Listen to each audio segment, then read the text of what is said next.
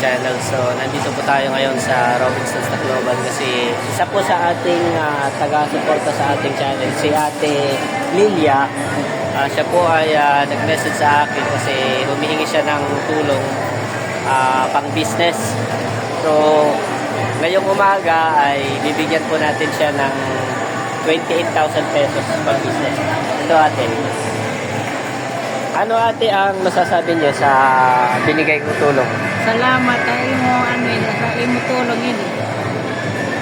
Pang business. Okay. Dapo ko din nga bulit.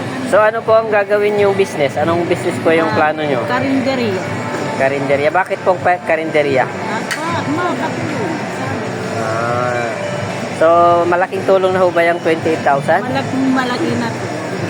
So, anong masasabi nyo sa mga taga-viewers natin? Kasi kung wala tayong viewers, wala tayong income sa YouTube. Anong masasabi nyo sa ating viewers? Ang nga ako masasabi, viewers, salamat. Wala ko. Sa ating mga subscribers. Kasi ano na tayo eh, 15,000 subscribers na tayo. So, anong masasabi mo sa 15,000 subscribers natin? Salamat. Dapo nga salamat.